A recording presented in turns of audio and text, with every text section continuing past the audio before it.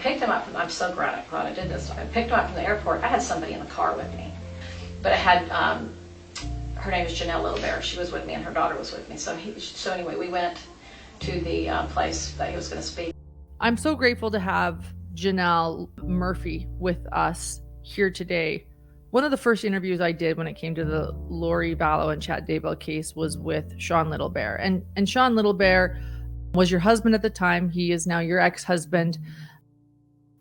And through that interview, we have exchanged emails. We have talked on chat. You've been an active participant on live chats with us. And you know a lot of people that have been testifying in trial that we have been discussing for years. And I just want to thank you. I've asked you quite a few times to do an interview, and I know that you've always been a little bit hesitant, and you have finally decided to come forward and share what you know. And I would love for you to introduce who you are and why you're choosing to share now. Okay. Yeah, my name is Janelle Murphy. Yeah, used to be Janelle Littlebear. My background is I was born into the LDS faith. In my 20s, I was excommunicated out of the LDS faith, which was a very good experience for me.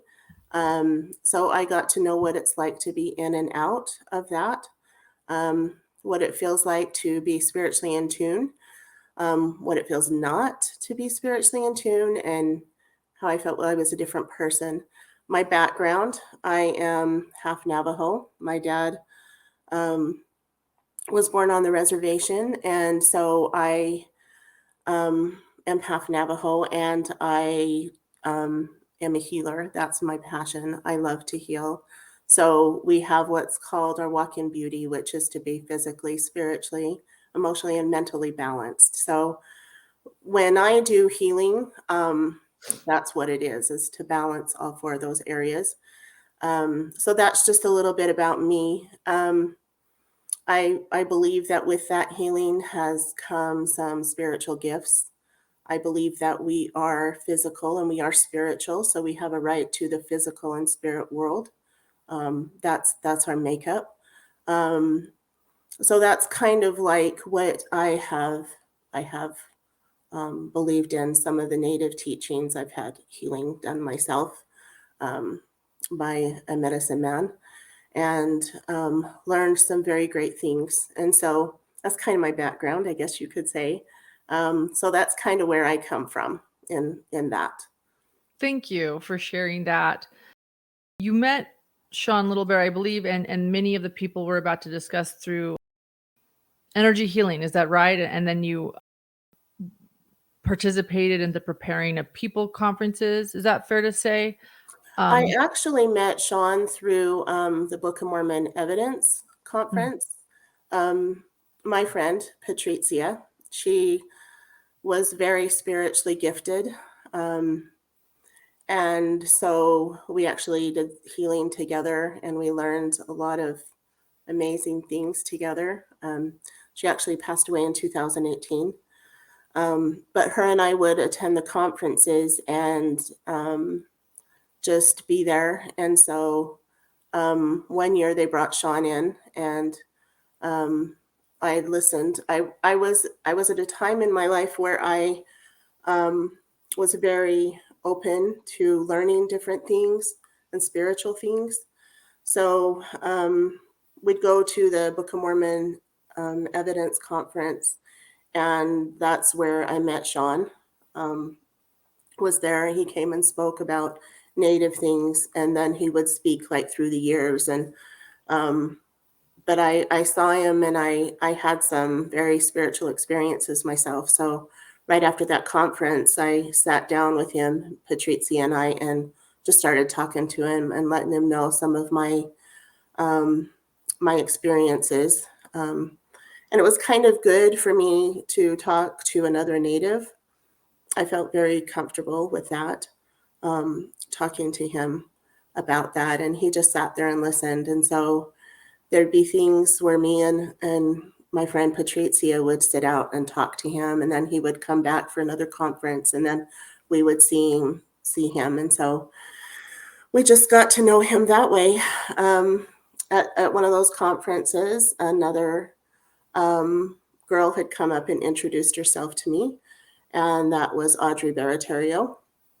So she said, Audrey will be testifying later in this trial, I believe, for Lori VALLOW Daybell.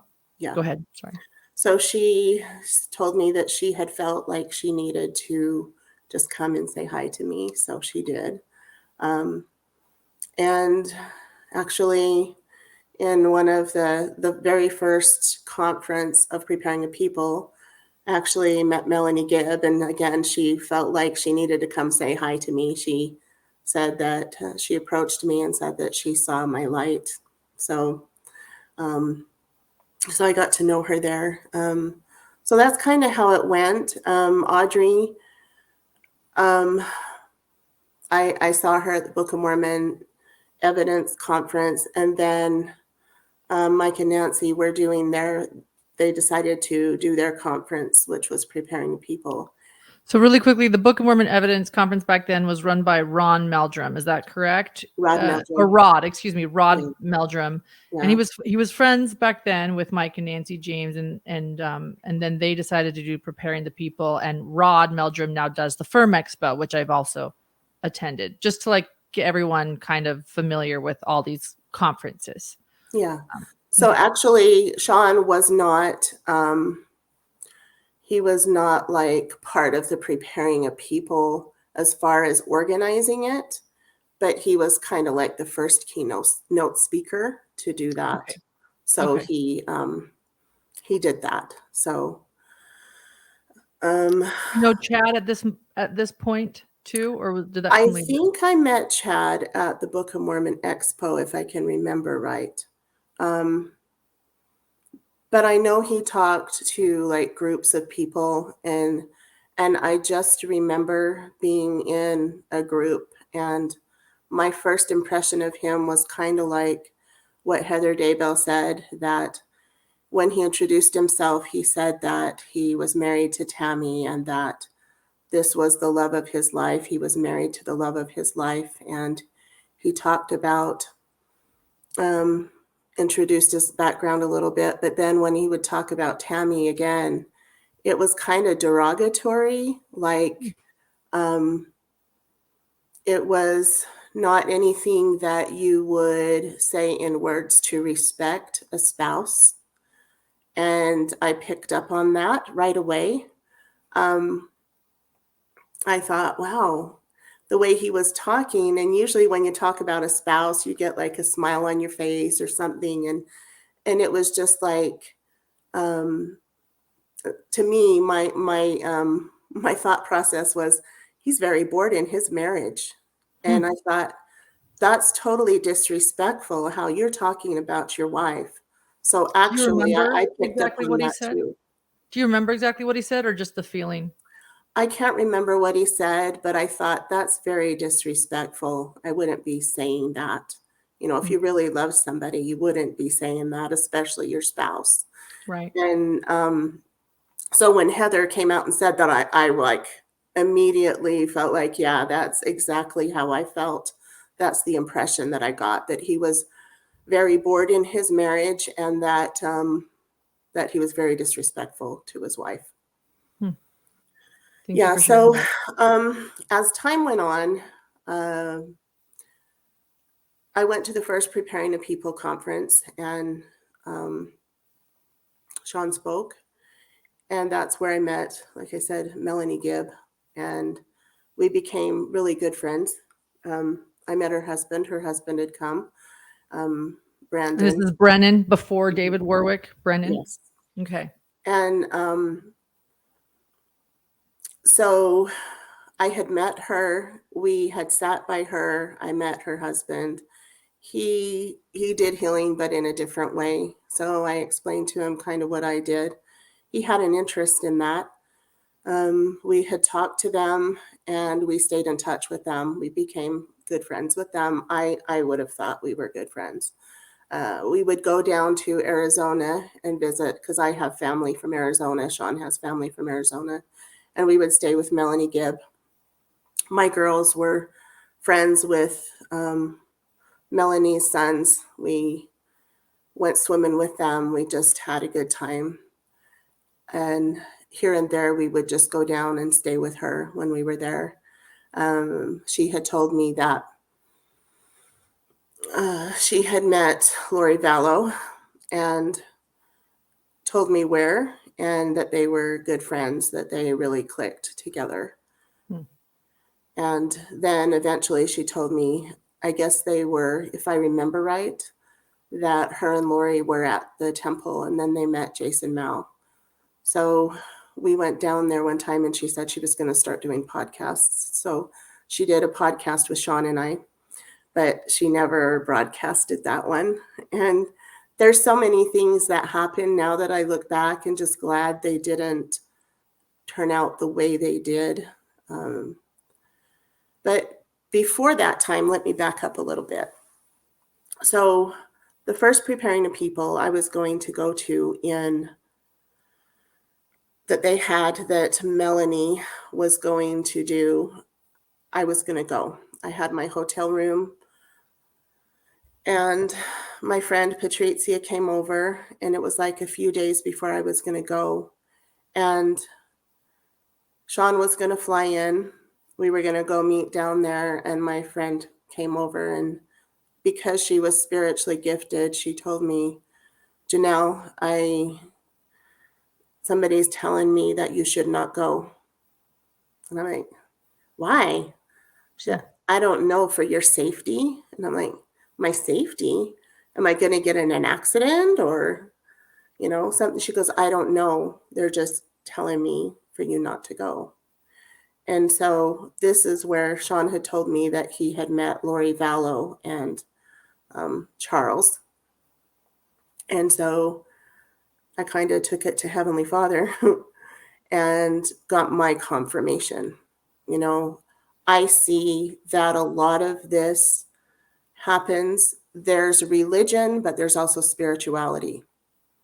Religion is organized, it's here, but spirituality, to me, is your relationship with your Creator. So I wanted to make sure that what I was hearing or what was said was something that I needed to know. I think that there's a lot of times we get to choose between dark and light, truth and error, right and wrong here. Mm-hmm. And that's what I feel like this whole thing has actually been about. So I decided not to go. I had to tell Sean I wasn't going, and I didn't go. As much as I wanted to, I was excited to, because at this point we had what I thought was our circle of friends. I knew Melanie, I knew all of them, and they were there, and I just wanted to be there. But I had felt like I really shouldn't go. And so this is where Sean went down there and met them. So he got to meet them. When you say down there to Arizona, you mean? Arizona, or the first Preparing the People. First Preparing the People. Okay. Yeah.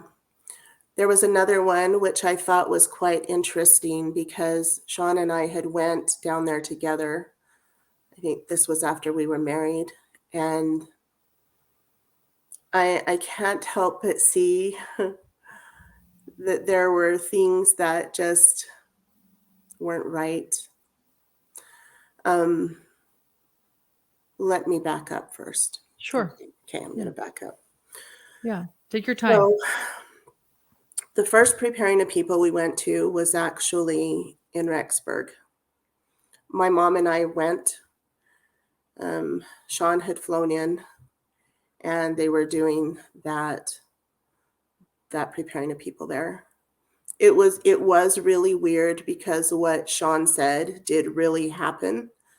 My mom and I were sitting there, and somehow this guy, and he was in like this warrior outfit, and his wife was in a cloak. He came into the stage, and I was thinking, why are you here? What's this message? He said something and then got off the stage. And this is at the Rexburg Tabernacle that you're referring to. Yes. And Julie Rowe was speaking, right? Chad was speaking. Is that right? Yes. Okay. And so he got off the stage, and all of a sudden, Sean was outside, and he said some wind blew up, and all of a sudden, we did hear car alarms going off. I mean, my mom and I were sitting there because my mom went with me, and we heard car alarms going off out in the parking lot. That did happen. And I It's not thought, just you and Sean that have reiterated that. Other interviews I've done that were there have also said the same thing, that it happened. I thought it was very freaky. And I was like, this, with me knowing what I know in the background that I'm with, my healing and different things, this just didn't feel right. And it just didn't feel right. I'm like, there's something happening. So I had read Chad's books. I read Julie Rowe's books. And this is the first time that I wanted to go up and introduce myself to her. And so she spoke, and then there was a break. And I wanted to go up and speak to her. But my thought process said, you don't need to meet her. Okay. And I could feel, and I looked in her face. It just didn't look like it had peace in it. I don't know how else I can say that, but I can look at somebody and see if their face is peaceful or if there's light in it. I guess that's kind of a spiritual gift that I had. And I looked into her face and I felt, and it was like this feeling of pushing back. And so it was like, okay, I don't need to meet her. And then because I had felt that, at the very end, Chad got up and he started touting Julie Rowe and how amazing she was and this and that. And I was like, why are you doing that for her? Why are you doing that? It just didn't feel right to me. And at that point, I really lost a lot of respect for him. I felt like he was just there to sell her books. And so that others have confirmed that this thing happened too, that you're sharing. Yeah. So go ahead. the second preparing the people that we went to, that's where I met Melanie Gibb. And Sean was speaking, and of course Chad was there. And this was one that was one where you bought tickets and you had lunch. Julie Rowe showed up, and she wanted to meet with Chad, and her wanted to meet with Sean by himself, wanted him to come and meet and not bring anybody else. Looking back now, things that are coming out, I noticed that some people said that Chad was talking about genealogy. And we really know what the genealogy is about.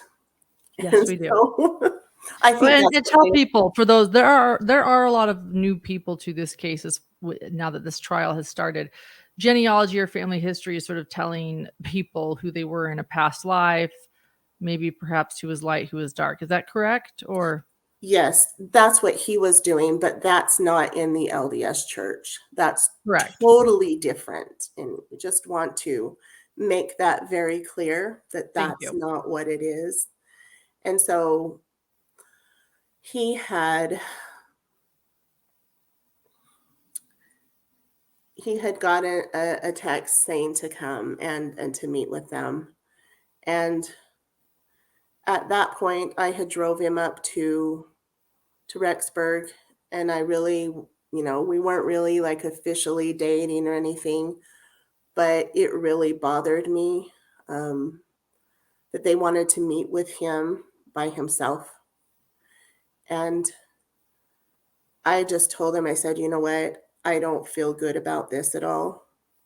I still remember where we were at with this conversation. We were going through Jamba Juice and getting a Jamba Juice in Rexburg. And I said, I don't feel good about this at all. I said, there is a reason why in the missionary handbook that you go 2 by 2, because I was an LDS missionary, and so we had the handbook and we had to read out of all the time. And you go 2 by 2, and that's to keep you safe. And I told him that. I said, I don't feel good about it.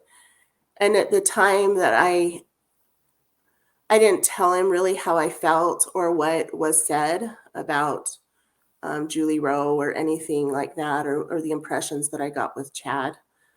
But I was like, I just don't feel good about it. And he goes, they're my colleagues. He goes, what if I told you when you were healing that there was a guy that I didn't feel good about, that you were helping? And I said, then I would trust that you were spiritually inclined enough to let me know, and I would not do that. And he didn't say anything after that. And in the missionary handbook, I think I just want to read this. It says, staying with your companion will help provide protection from physical and spiritual dangers, false accusations, and loneliness. Obey this missionary standard at all times and in all places. Never be alone. I remember that from years ago, and that's just what I told him. This is not right. And so he didn't go. I think because he didn't go, now that I look at it, I know that they had a scale. I think I heard somebody talking about a scale of who was trustworthy or not. Correct. A trust level scale. And Melanie Trust Gibb level was scale. top. And the higher vibrations you are, the more trustworthy you are. I think that Sean and I weren't trustworthy enough because he didn't go, especially Sean. So he didn't get to find out that night in a secret meeting who he was. Gotcha. But it came out later that that's what was going to happen. That's what they were going to tell him. So after we got done doing our laundry, I asked a question in my mind. And I thought, okay, if Julie Rowe's here and she's that way and I'm not supposed to meet her, then I was like, Heavenly Father, then why is she here? And I got an answer back right away. It was short, and it said, she is helping people learn to discern. Like, okay, I will not have anything to do with her then, because I know what that meant for me. She is helping people learn to discern. And I think through this whole thing, that's what it's all about. I have seen people go to the conference. I know that Mike and Nancy's heart was in the right place when they did Preparing a People. But I've also seen at the very end when they were doing that, and it wasn't anything they did, but it was people. It was people who were looking up to people who had spiritual experiences. And they were it felt like to me that they were putting them on a pedestal and not looking to their God. Does that make sense? Yes. It makes sense. Right. They were, their worship was in the wrong place. Yes. And Mike and Nancy James, by the way, are the founders of Preparing a People. Yes. Had Chad speak and Sean Littlebear speak, and go ahead. Yeah.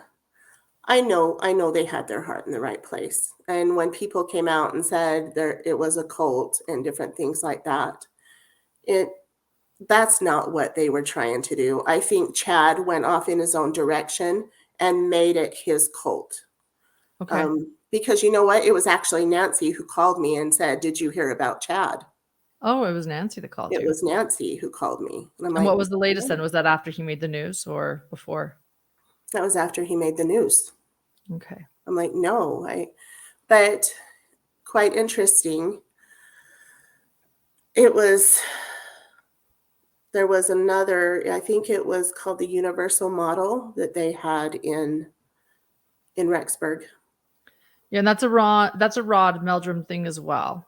That Yes. he, yeah, and I want to share too. Well, I'm not making any judgments about these conferences at this moment. I have in the past, but these are not church sponsored conferences. Rod Meldrum, Mike and Nancy, James, they are people who started these to bring like-minded LDS those together, right? Dreams and visions. Am I right in explaining them to people? Exactly. That's Okay. right. But they did their own thing to further things, even the dreams and visions. Sean and I had went to that, and Chad was there. Okay. And we were talking to him because I had actually written a book, and I had it, and that was like in 2015. Okay. And so I was talking to him about the book that I wrote, and I had BYU publish it for me.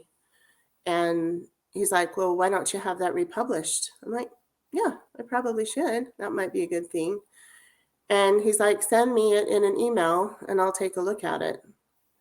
And so I had him take a look at it. And then the next time I saw him, I was like, well, what'd you think? And he's like, that's a very spiritual book. And that's all he said. Interesting. So there was no republishing or no. Okay. And then he sent me an email. What year was this? When was that? Would that have been? It's okay if you can't remember, but I just know there was a time when he wanted to get out of the publishing business, so I was just curious. But it was actually when the Dream Girls had their little seminar thing in Brigham City. Okay. And can you explain who the Dream Girls are? I know who they are. They're women that taught about dreams and visions, the seminar. But Sean Littlebear actually brought them up, explaining that Audrey whose sister was a Dream Girl, and people have said, "Who are the Dream Girls?" Thinking it was like a music band. Can you explain who the Dream Girls are really quickly to clarify that finally? Actually, the Dream Girls are somebody I think that Mike and Nancy met, and they talk about their dreams and interpreting dreams and how important they are to kind of interpret dreams. And so at that one, there was David Warwick who spoke and Chad, and Sean didn't speak at that one. Okay. But we actually just attended that. And so that's who they were. I don't know how they were introduced to preparing the people, but that's what they did. Thank you. Yeah. I know that Audrey Baratario, I don't know. I can't tell you if she's related to them or not, but I know she was really close to them. Okay. So okay. She got really close to them. It was quite interesting because I had seen how Melanie Gibb and all of them were really close. They started getting really close. And I thought, all of us together kind of in that was together, kind of like preparing a people or whatever. But I felt like I wasn't as close to them as they were getting close. Does that make sense? Yeah, that makes sense. Like Sean and I were still kind of out, and like I said, we didn't fit their scale probably. Mm-hmm. And so that's what I had felt. So another time there was that event that Chad came down to Arizona and spoke with Jason Mao. They had that event. But one time he contacted me, and I'm sure I shared this briefly, 6 months before I met Lori. He texted me on Messenger and says, "Hey Melanie, I just finished my last book and I'm going to be in Arizona. Do you think you can help me with a get-together?" I said, "Sure, I'd love to." And then I contacted Jason Mao and I said, "Hey, well, Chad's coming to town. Why don't you guys both do a duo together?" And so they both were like, he's like, "Sure, that's fine." And so then I got the word out, like, "Hey, they're both coming." Sean was in Oklahoma at the time, and so I had put him on iPhone so that he could hear it. But that was quite interesting to me. And the reason why I say that is because me and the girls went down and stayed with Melanie Gibb. And she said, we're going to go pick up Chad, go have some dinner, and take him to this conference. With Chad, there was ever a point in time that Chad was wanting to bring you into any type of relationship? I never felt that from him. Chad had mailed in some books because he came in on the airplane, he flew in. So Melanie had those books at her house. We packed those up. We went and got Chad at the hotel. So anyway, when I picked him up I'm so glad I did this. I picked him up from the airport. I had somebody in the car with me. Glad, because who knows? I don't think he would have said anything about these multiple lies. He hadn't told me about that, so I didn't know anything about it. But I had, her name is Janelle Littlebear. She was with me and her daughter was with me. So then I was sitting in front, and when Chad came, I went and sat in the back, and we drove to Cafe Rio. Okay. And good old Cafe Rio. Good old Cafe Rio. So we went to Cafe Rio, we ordered our food, and we sat down, and those two were talking, just talking away, and I was sitting in the back seat. They paid no mind to me. And they were talking. I'm like, wow, these two are sure close. How did they get close so fast? What? And they're just ignoring me. And I thought, wow, they're really close. That's what I thought. And then we got our food. We sat down. I went to go get my drink. I came back, and they were still talking. And when I came back, all of a sudden, they stopped talking and changed the subject. I was like, they're talking about something they don't want me to know. Yeah. And then I said to him after, it was all over, I said, do you mind giving me a priesthood blessing? I could really use one right now, And I looked up to him at the time. I thought Sure. he was this great visionary. And which I don't even think he's a visionary by the record now. Now, maybe I said it earlier on, but now that the more I learn and ponder, I'm like, I think he made it all up. Anyway, so he gave me it was just a nice little blessing. Anyway, but he never, I didn't feel like he was trying to come on to me, or maybe he used me just to get his book sold there. I didn't think anything more of it. We went to the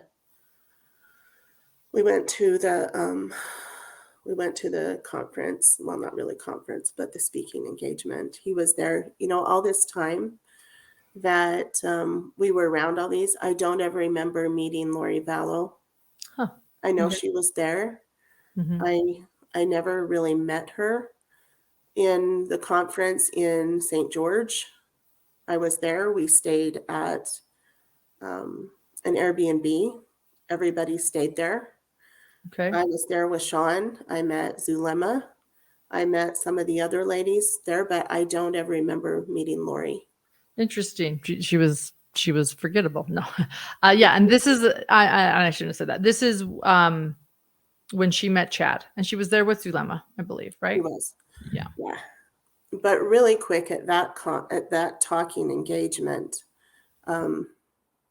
when all this stuff came out, I was at work, and I was listening to some of the people on YouTube talking about the Chad and Elena story.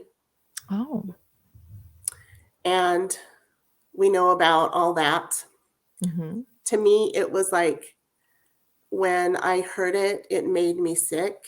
To me, it was like soft porn. And I thought, oh my gosh. And then what really freaked me out was listening to that story and then realizing that's actually what happened before we went and picked him up. Yeah, right. Well, right. got You were really there. You were big. there to pick him up. And I got sick to my stomach. And like That happened in the hotel, right? Yeah, and I realized that I was there, and I didn't understand that. I didn't listen to Melanie's testimony with the police saying that, we were there. That's how I found out, and it just made me sick. It made me so sick. So we were there, and it was it was something else for me. It was shocking to me. But now, like I said, even there's more stuff that's coming out that's even more shocking to me that I just cannot believe. But the universal model, I'll get back to that. So the universal model was up in Rexburg, and Sean and I went up there, but we didn't go to the universal model. We had some friends who lived just down the street from Chad and Tammy. We stayed with them a lot. We went up there. They live kind of kitty corner and down the street a little bit from there. So Sean and I would go there, and we did like some native sweat lodges and different things like that. They were good friends with us. In the Rexburg area, yeah. And Chad and Tammy Daybell. You two knew Tammy well. Yes.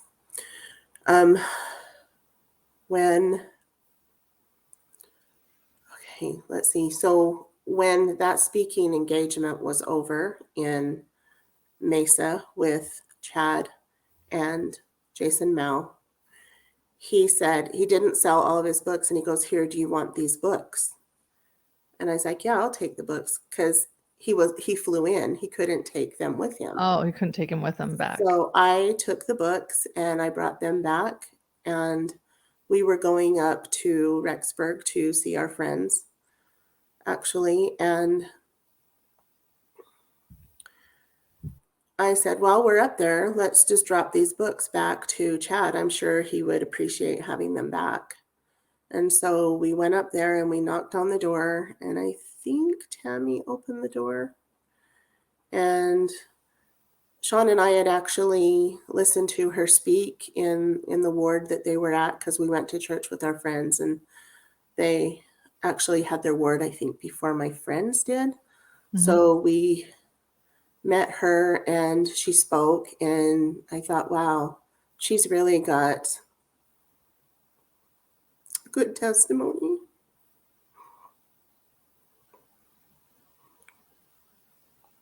I really appreciated her talk. And so we met again at her house. She was so very kind. She loved her ducks and her duck eggs. And she had given some duck eggs to our friends who lived down the street. And Sean loved the duck eggs. And he mentioned the duck eggs, and she went and gave him some duck eggs, a whole thing of duck eggs.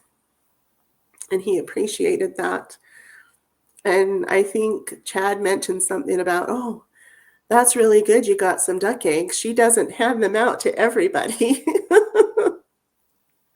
So it felt special that she would give those to us. And so we went there, and the girls were with me. My youngest swung in the swing there, and we were there for a little bit, and then we left. And so it was nice to see her again. And that was kind of her to do that. It was. So we came up again for the universal model, and Sean and I stayed in a Airbnb that our friend had, and we had went to like the hot springs, and we had gotten into a tiff, and we went back to the Airbnb, and he stayed in one room and I stayed in the other. And I thought, well, it was going to be like this. I'm just going to go home. So our friends came over and asked us to go and have dinner with them, because everybody was meeting there after the universal model thing. And so we ate, and then I left and I went home. And the next day, Sean went to Chad's friend, who was at the church and was cleaning the church with Chad. Okay. And you know who this friend is then? You know who this friend is? I don't know his name. Okay. But I know Sean went to visit him. Okay. And then Sean came home the next day and related the story that him and Chad, the good friend of Chad's, were cleaning the church, and that there was a necklace hanging on the podium. Oh. And his friend said, Chad, you need to put that in Lost and Found. And he told Sean that Chad didn't do that. He wore it all the time and wore it around his neck. That's the You know what story. that's the story. Do you know what that necklace looked like? I've heard it was an owl. Don't. I heard it was an owl, but you know, if you think about like what the owl represents in a lot of these mystery kind of stuff, it's actually not a good symbol. My personal Death? Yeah, opinion, it's like death or an omen, right? yeah. My personal opinion is I think that's how he comes up with all the information he came up with. The light, the dark. The thing that I want to say to people about divining is that if your heart is not in the right place, then and you focus on darkness, that's what you're going to get. If it's not for the light and you say things that is not for the light, that's what you're going to get. Okay. And in my opinion, that's what they focused on. So that's what they brought in. It was not a positive thing. It wasn't. Okay. So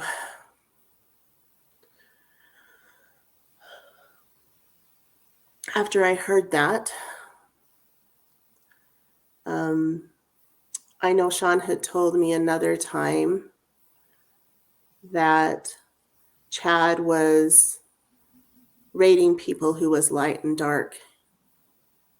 And at that point, I'm like, oh, when he told me, it's like, you know what Chad's doing? I'm like, what's he doing now? He's like, he's rating people light and dark. And I think Sean told me that Julie Rowe was doing that too. And Okay. so they had this rating system of who was light and who was dark. Julie Rowe and Chad Daybell. Okay. Mm-hmm. And that's what I was told. I didn't hear that myself from anybody who knew. But I have talked to people and I would confirm that to be accurate. I know of a specific person, both of them visited together and shared some light or dark ratings as well as a past life, who they were in past lives. So yeah. So 2019 comes and I'm talking to, I think it was before that. Okay, so there was another Preparing a People that Audrey went down to. And I saw her there because Sean and I had went. And I'm like, oh, how you doing? She said, well, I just got in a rollover coming down here.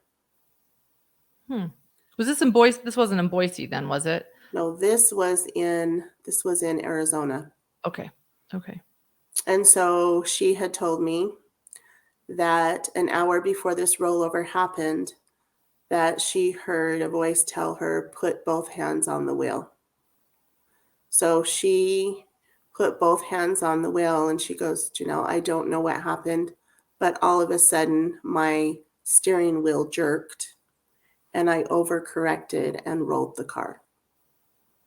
I'm like, that doesn't sound right to me. That a steering wheel would just jerk and the car would do that. Like, there's something more to it than that. And looking back now, I couldn't help but understand that maybe that car wreck was like, hey, there's a car wreck coming just in the future. Another time, Melanie, when she was going through her divorce with Brandon, Melanie, Melanie? Gibb. Sorry. Melanie Gibb. So Melanie Gibb with her husband, is it Brendan? Brendan, it's slightly different. Brendan. So Yeah, Melanie Boudreau-Pulowski divorced Brandon, and Melanie Gibb divorced Brendan. So it's very confusing. Okay. Yes. So Melanie had always thought of herself as a gatherer. when I first met her, she was very humble, and I could tell she had a testimony of Jesus Christ and always wanted to bring people to Christ. That was what she had felt. She had invited Sean and I up to Tabiona because they were having an outing up there, and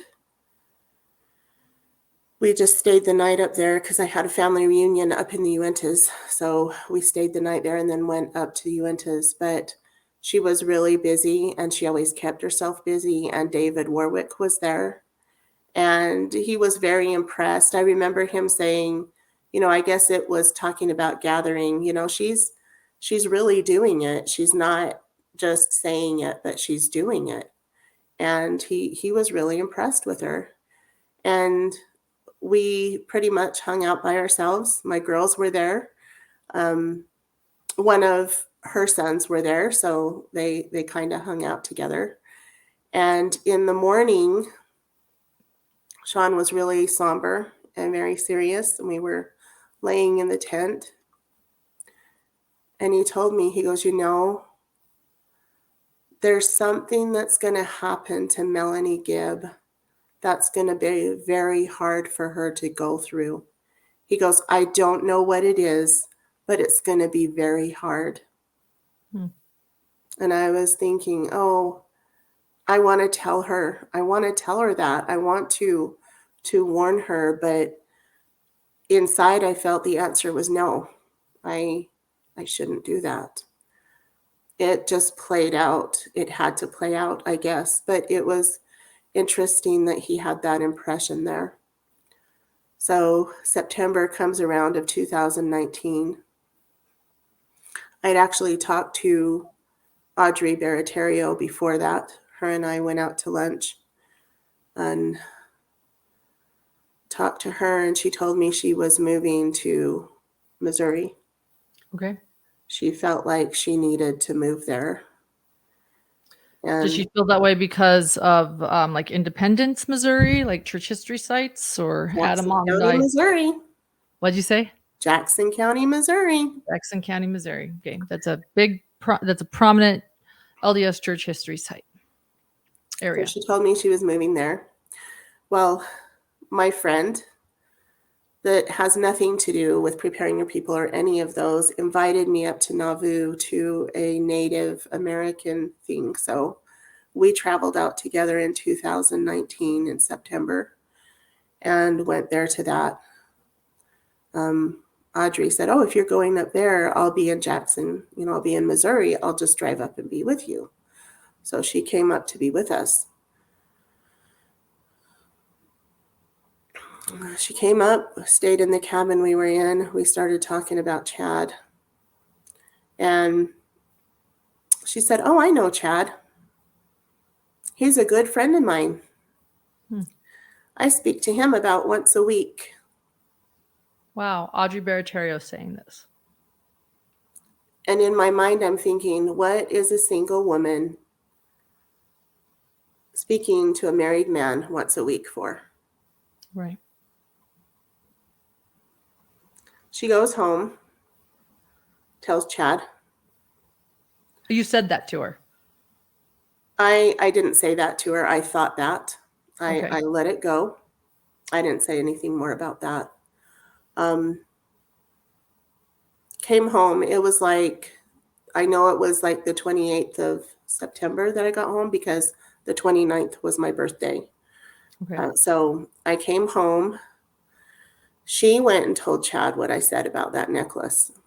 When you say September 28th, are we talking what year? 2018. 2019. So let me share with people too to get a grasp. This would have been a week after JJ was buried in Chad's yard. That was September 22nd. And Tylee had already been killed, and not yet Tammy. So anyway, you're talking to Audrey at this time. She went back home. I just wanted to make sure people understood this timeline. Okay, go ahead. So she went and told Chad. I got a text from Chad on October 3rd that said, Janelle, I want to talk to you about this rumor about this necklace. Can I call you? And I was somewhere where I just couldn't talk at the time. And I said, I can't right now, but he goes, can I call you later? And I said, yeah. And he said around 7:00. And I said, yeah, that would be fine. And that was October 3rd. He didn't call me back. And then I realized by October 19th, his wife was dead. Yeah. What did you think he wanted to tell you?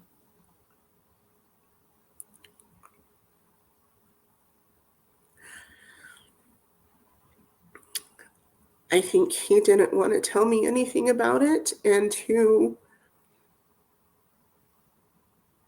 try to make it look like that story, he needed to explain about that story. Mm-hmm. But I do believe that he used that to do what he needed to do. And it was an evil thing. It's an evil thing. And then as time went on and seeing that Nate Eaton is chasing them down in Hawaii and trying to get information from him and him not saying anything. And then I would see him look at Lori. And it was interesting to see how Chad even changed, like in what he was wearing. Like he was a completely different person. Mm-hmm. I think that he was wearing pants that he wouldn't have worn when he was with Tammy. Mm-hmm. He had lost weight. And as I saw it on TV and saw that, I looked at him and my thought process was, he has chains all over him, like spiritual chains. That is the thought that came to me. And it was like I had felt in my mind that like she was holding them, like spiritual ones. That's kind of what I kind of felt like. And I don't know if you want to say like spiritually saw, but that's kind of what I perceived was that. Okay. So it was quite interesting. Yeah. Yeah. Very interesting. Yeah. And now as time goes on with things and things are coming out, then I look back and I'm like, oh, this is why Audrey Baratario moved to Missouri, because it said in one of the things, the court proceedings, that Lori went there to stay with her. Yes. And that actually Audrey had went to Hawaii. Wow. I didn't realize how much she was into that. I knew she was friendly, and then I knew that she got to be very friendly with them. I knew that they were all very friendly together, and at a point I was like, how come they're so friendly? And I kind of feel like I'm on the outside. How come I'm not included? And looking back now, I'm very grateful I wasn't as included. Yeah. So, Audrey, I just want to share. Audrey has kept a very low profile. The first person to really bring Audrey up was Sean Littlebear in our interview with him a couple of years ago, and explain her close relationship with Chad, and how she was, was supposed to testify, or she was a witness for the grand jury indictment. But we've now learned that she housed Chad and or Lori in Missouri, that she was with them in Hawaii.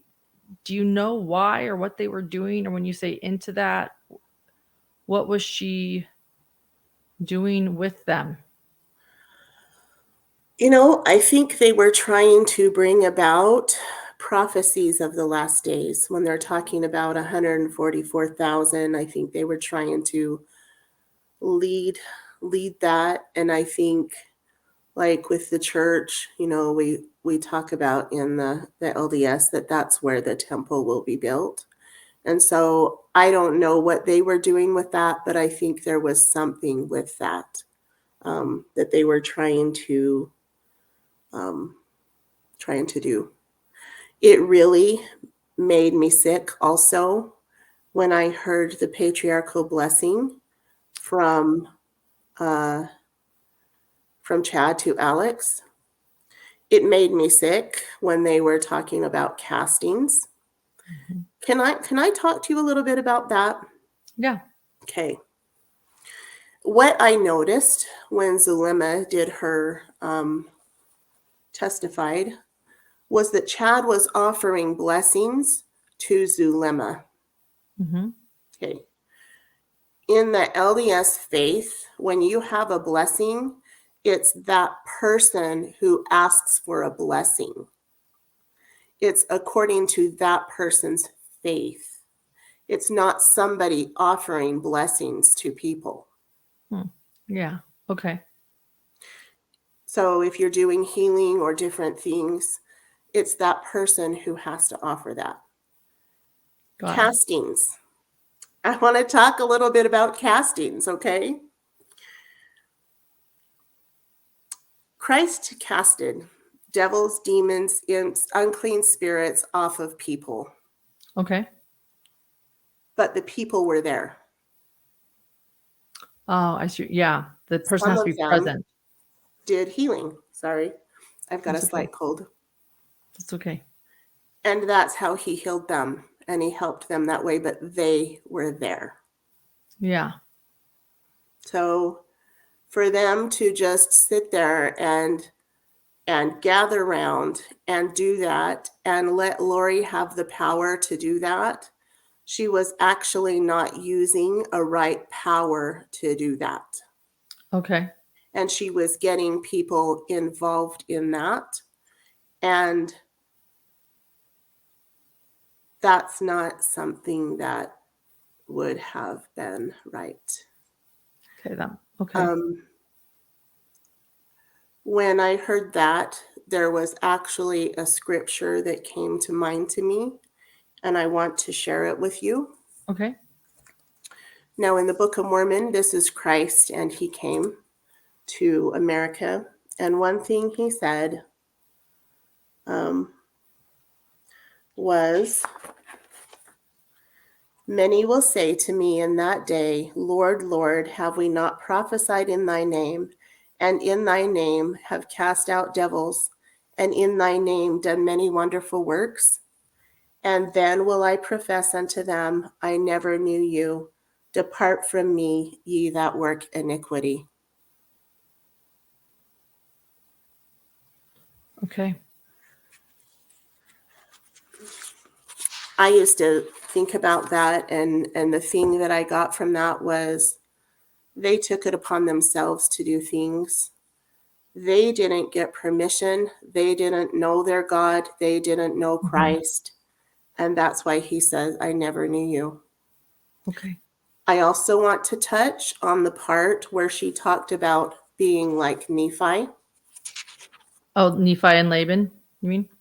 Killing Laban. Mm-hmm. That was quite interesting. It was. Because I was at work and I was listening to that when this whole story broke out. And one of my work partners told me, well, Janelle, even Nephi killed Laban when this came out. Mm-hmm. And I remember going down the road and the thought came to me, yes, but Lori had murder in her heart. Nephi didn't. Mm. He said, and I shrunk, and I would that I might not slay him. There was a big difference there. She was already talking about that on her podcast. Okay.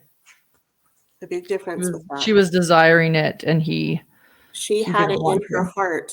So when Annie is saying a murderous heart. She is 100% correct in my book. Mm-hmm. Another time, Larry and Kay were on Dr. Phil. Yeah, I they had were. got off work. I went to my mom's house and I was listening to them on Dr. Phil with Colby, and I think Annie was there. Mhm. And at the very end of that, Lori had talked about, not Lori, Kay had talked to Lori. Kay had talked to Dr. Phil Mhm. about how Lori filmed her dancing Mhm. and sent it to Chad. Mhm. I grabbed my kids. I was on my way home, and the thought came to me and said, Janelle, where in the scriptures does it say that a woman danced for a man and what happened? Another time my eyes got really big and I'm like, oh my gosh, yes, there was a part in the Bible where John the Baptist lost his head because of that. There was another part in Ether in the Book of Mormon that talks about, she was saying, why is my father so sad? Don't you remember the old ways? Let me dance for him and he will have me to wife. And then it ended up in a murder. Well, To me, these things are what's happened throughout time. I think it was brought up one time with Melanie about secret combinations. I do believe this is what happened. okay. So do you believe then that these people did have special gifts, but then they used secret combinations and invited bad things into their lives? Or do you feel like maybe they were pretending some things too? I think both. I think they preyed on people that had spiritual gifts. And like Zulema and like Audrey Baratario, I think they preyed on them. And then I think they took it like way out there with their zombies and different things. When I heard that she was trying to tell Melanie Gibb that, see, doesn't he look like a zombie? Look at him. She was trying to get the validation from Melanie Gibb. Right. The validation is what it was, to have people buy into her story. I feel like a lot of Lori Vallow is she's incited a lot of paranoia in her life and got people to gather around her in that, women, and all in the name of spirituality, to achieve her purposes that turned out very evil and wrong. Yeah. And I am I'm so sad for her kids that I feel I was protected in a lot of ways, Okay. but they weren't.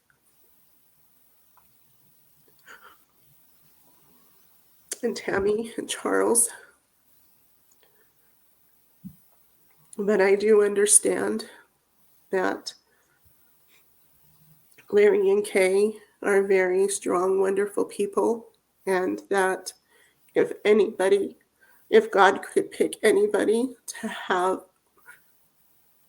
them be the grandparents of such a horrific and heinous thing that happened, that they are the ones that have the strength and the peace about them to be able to go through what this is.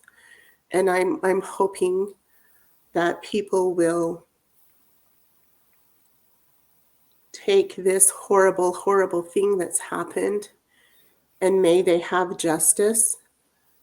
But we as a people who know about this case, who have been involved in this case, whether it be close up or not, that we band together as people and support Larry and Kay and love them in the hard times that they're going through. I think that's our job to do that.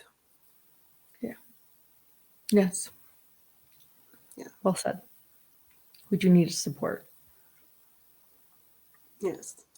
And I just needed to say that for my healing, because there's things that I have felt, that I have known, that I haven't known, and things that are continuing to come out that I'm glad I didn't know. But if anything could make up anything for what I said, it's just an understanding that this wasn't of a positive influence at all. And we know that.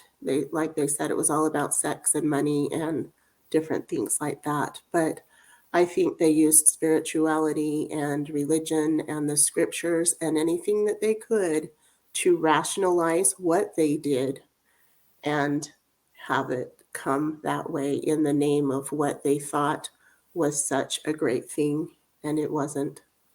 Mm-hmm.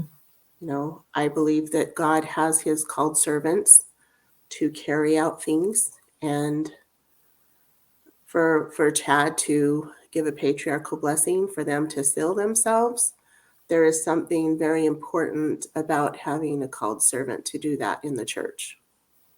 And that didn't happen. Great. Thank you for sharing that. Yeah.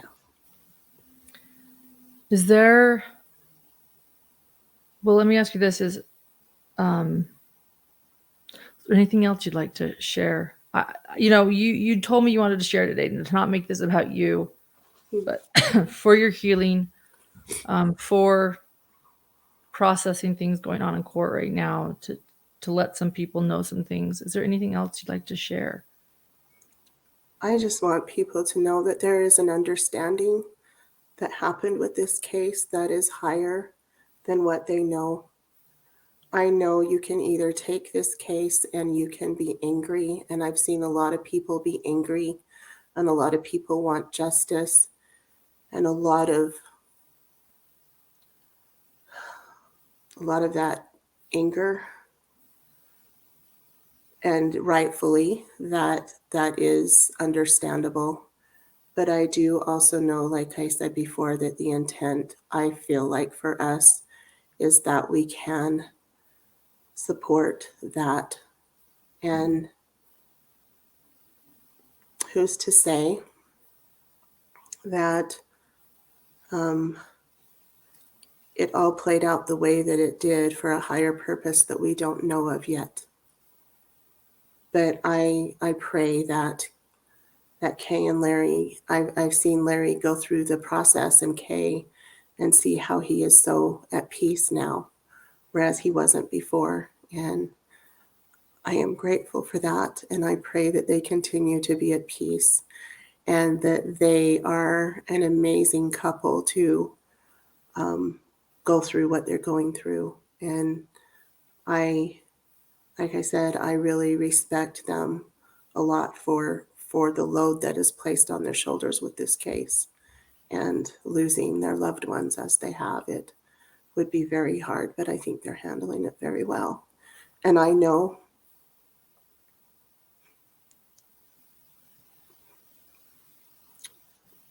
they have those on the other side, whether they be their family members or loved ones, that are with them, giving them strength and helping them through what they need to go through. Like I said, I think it's our job to love all of them and to band together and let justice take its role, and we do what we can to love and forgive. And that's going to be a hard thing to do, but I think eventually for everybody to heal, that's what needs to be done. Thank you. Thank you for sharing such compassion for the victims in this case. Let me ask you this, Janelle. Um, I do have questions about these conferences. You know, I did attend a Firm Expo. I met some wonderful people there. That's the only one I've attended. There's the Preparing of People. There's Universal Model, Book of Mormon Evidence. It's mostly, I would say, Mike and Nancy James, and then Rod Meldrum. Do you? And not everyone teaches the same things that I want to share that. Some people there was a variety of things being taught at the Firm Expo that I went to. Some believe certain things, others didn't. But do you feel like anything being taught at these conferences is problematic when it comes to this case? Are they problematic in any way, or have you not gone there, or thought about that, or what are your thoughts? Problematic as far as Things being taught at some of these conferences, people getting together and, meeting, and whether or not they're the mainstream teachings, people that believed in multiple probations, people using dark and light scales, they do find one another at these conferences. Lori and Chad, Melanie Gibb, David Warwick, Audrey. I mean, and maybe they would have met elsewhere. I don't know, but I'm just wondering your thoughts. I feel like in a way it was the platform for a perfect storm. Okay. And it's not anything that the owners had in their mind or the intent in any of them to happen. Mm-hmm. I think it just happened. And I think there was those teachings that they had that got out of control with what they taught. It's not anything that LDS Church teaches. I feel, this is my personal opinion, that some of those things started with Chad and Julie Rowe. And then they taught those things, and it just snowballed from there. But I do know what that voice has told me, and how it was completely different than things that were happening like that. And you know what? I'm grateful that I've had that within myself to not be fully into that. And like I said, I don't think that we would have been, because we probably weren't on the trust scale. And the only reason why I see that is because we didn't show up and be there so that Sean could be told who he was in a different life. Maybe we didn't look like we could be trusted with that. But I do think that they thought they were a part of something very great. And then there had to be a point where they had to really look back. I think there's a lot of people who followed Chad. I have to say there's a lot of people that followed Sean for teaching what he did. But I also know, like one time we were up in Crystal Hot Springs, and there was a lady that said, "Oh, you're the Littlebears. I follow you." I don't like to feel like I'm being followed by anybody, because I feel like anybody, if you want to follow somebody, follow your Creator. Follow Jesus Christ. Don't put your trust in somebody, because I hope if anybody who's learned these teachings and has seen what it's done, can think differently now, to have them discern what that voice told me was that there are people that will help people learn to discern. And I think that was the great big lesson of all of this, was that we get to learn to discern. And you know what? All of us got to practice it. All of us got to walk through that darkness. All of us continue to walk through that darkness in this trial. And we get to discern and decide for ourselves. Yeah. What do you, trying trying to think what to say. Melanie Gibb, your thoughts about her now. Did she, and Zulema, did they know more, or were they gullible, or do you want to plead the fifth there? I had felt that Zulema said a lot. I think she taught the jurors a lot. And I think there was so much that was brought out that those poor jurors are probably in shock, not understanding what happened, especially with the pictures that they got to see and then the information that came out after that. Right. They're probably going to have some therapy after this as well. Yeah. But I do believe, well, we've seen how Zulema with the texts and stuff, but I do believe Melanie was in it more. Okay. But I do believe that David Warwick had to talk some sense into her. Okay. I do know David Warwick too. I know Sean did a podcast with him. I met him. I know he's got a good heart in him. And I am very glad he said something to Melanie when he did, because I do think that she was caught up in that. And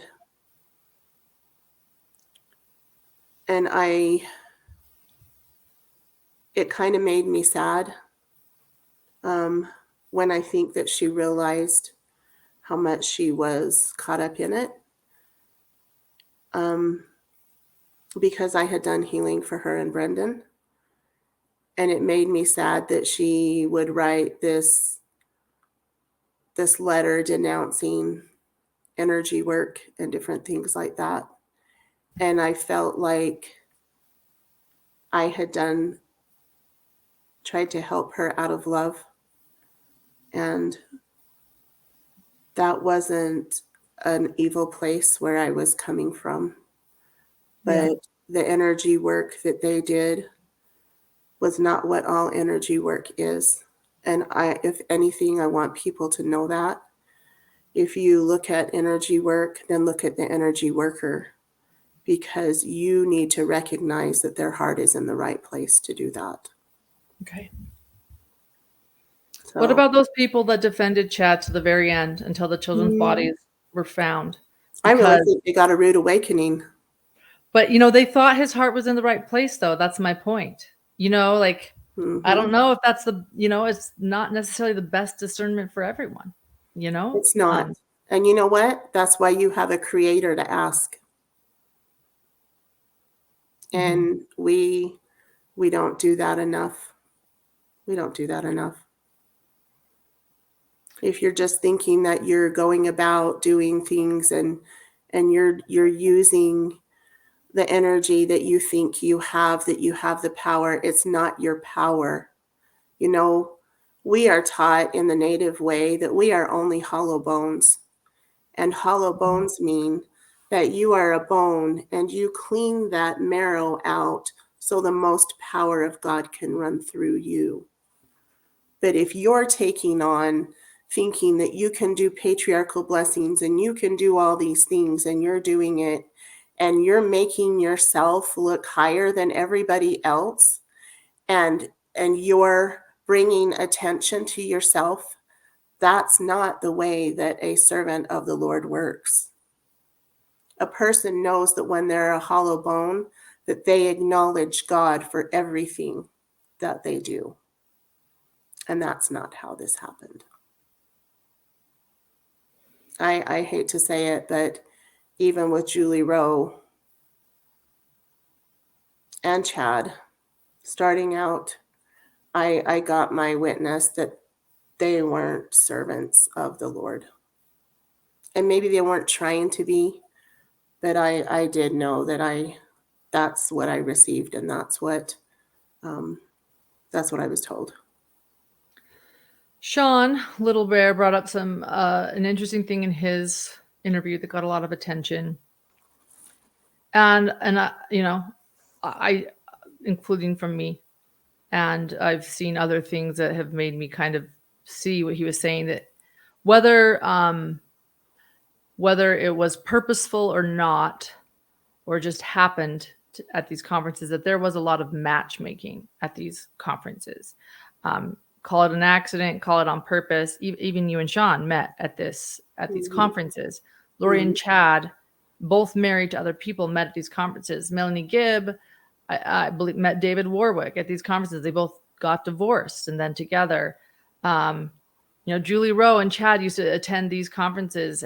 Audrey, I can never, how do you say her last name? Audrey Baratario. Audrey Baratario met Chad at these conferences. And as you point out, you thought it was possibly inappropriate that they were talking so much.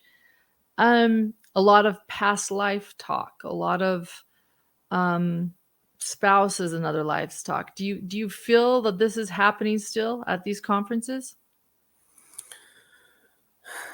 You know what? I really haven't been around the conferences to know that. I haven't been around them after I kind of realized that there was people putting people on pedestals. It's like, Yeah.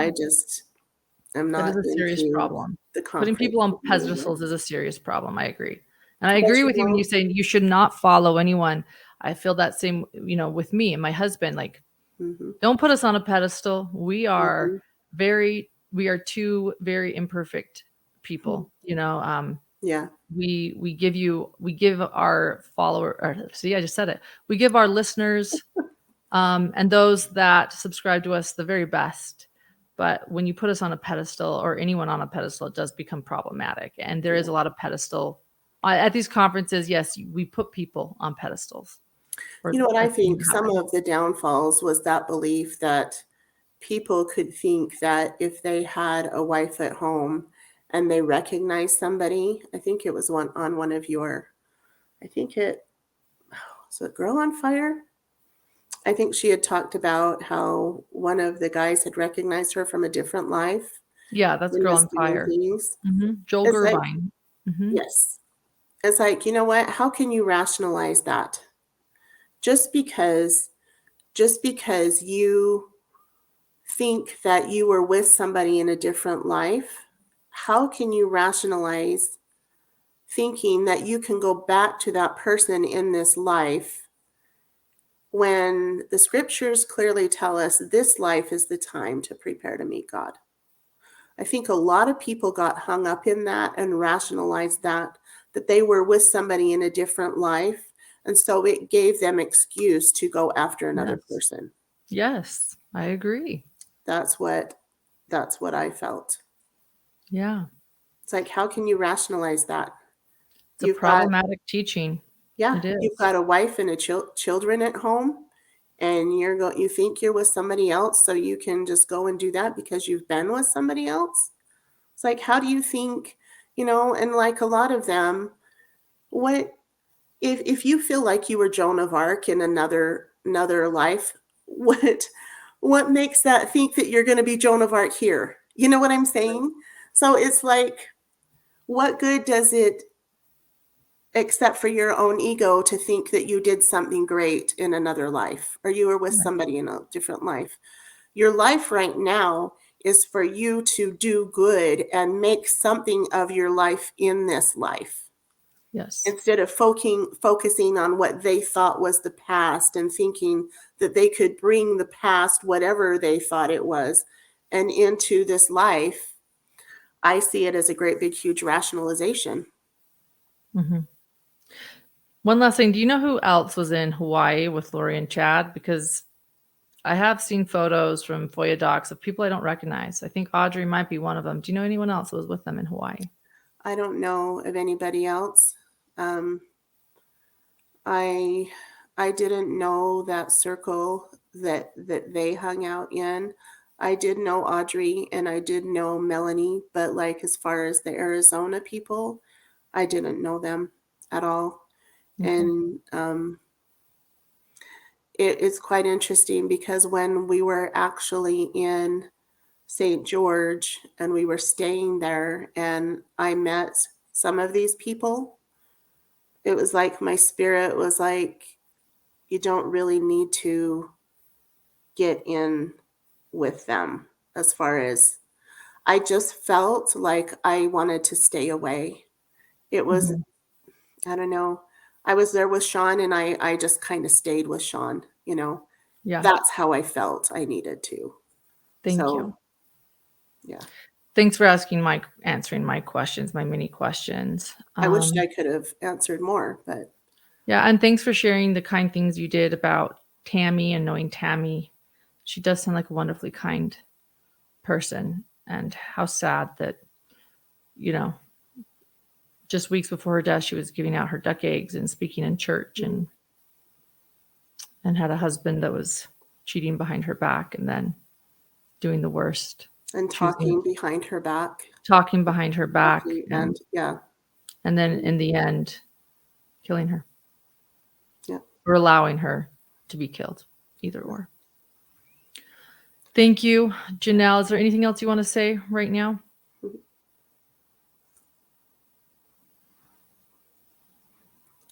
Just to Larry and Kay, keep up the good work. Thank you. You're doing an amazing job with something so very hard to do in this life. That's all. Thank you for sharing that. Let's be in touch. If there's anything else you want to say during this trial, if any testimony comes up and you know something about it, let us know. I just want to say this, at Hidden True Crime, we feel very strongly about interviewing everyone, no matter their story, and listening intently and fully. And so we thank you for sharing what you know and feel, and we're listening. So thank you. And Janelle. you know what? I really appreciate you, Lauren, for what you're doing and bringing everything to light. And I am grateful that you're doing this because you have the background and the understanding to do that. So thank you for doing what you're doing.